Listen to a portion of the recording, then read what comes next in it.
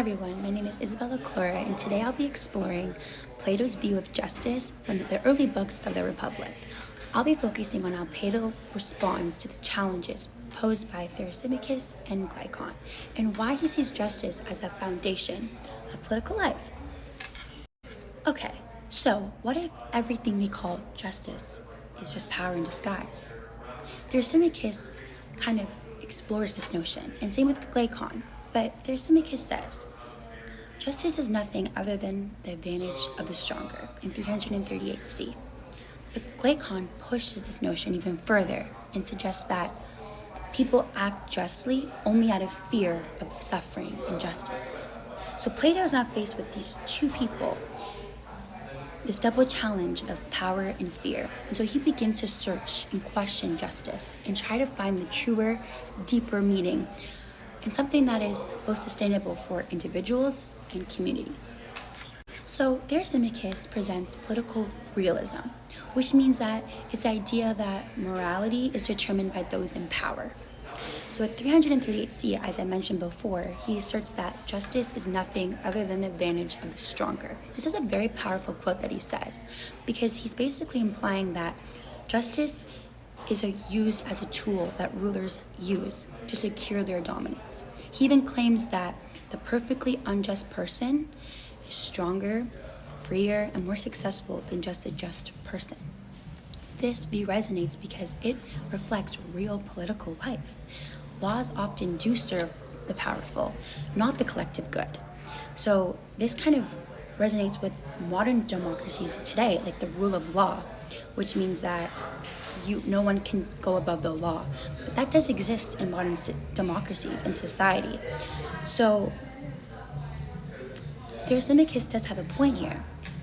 But then Glycon also adds a social contract critique, suggesting that people act justly, not because justice is inherently good, but because they fear consequences. And at 358e, he says, to do injustice is naturally good. To suffer, it is bad. Justice becomes a pragmatic arrangement where we restrain ourselves to just avoid harm. This raises a very big question if citizens can obey laws out of fear. Is even society truly just or even capable to prevent chaos, especially in the human nature? So this issue does exist today through debates over civic responsibility and enforcement. So Plato's review and his response is very transformative because he's rejecting both power-based and fear-based accounts of justice, and he argues instead that justice is in harmony, both external and internal. In individuals, it's a balance of reason and spirit and desire. In his ideal city, it's a proper functioning of class, and justice is not supposed to be imposing authority. It grows through virtue and education. So Plato suggests that the rule of law succeeds only when citizens are virtuous and guided by principle, not by fear or coercion. So now just think about this, okay? To see the action and just visualize this. Imagine two cities. City A follows Thrasymachus' rule, where justice is whatever the strongest it is. Power defines laws, it defines power shifts, justice shifts, and people obey from fear, not conviction. Now imagine City B. This follows Plato, and his principle of justice is inner harmony. As he writes, the just man does not allow any part of himself to do the work for another part. 443 D and E is when he said that. So leaders rule for the common good, where citizens act as a trained sense of order. So ask yourself, which city does survive?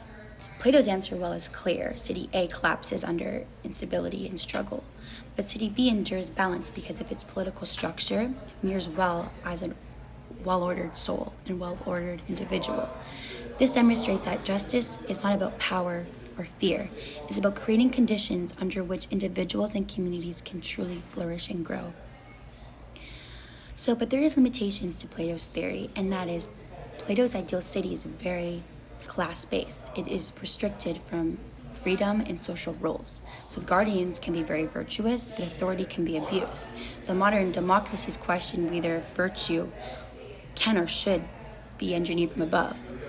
And it's a central idea that justice requires inner order, both individually and collectively. So to conclude, Plato rejects Thrasymachus' realism and Glaucon's social contract, and he argues that justice is a moral, psychological harmony that reflects the city, his ideal city. So his vision challenges us to see justice not as rules or coercion and something that we should follow, but an inner order that allows both individuals and communities to flourish. Thank you so much for listening, and I hope you gained a little bit of knowledge about Plato and justice because it is very significant today. Thank you.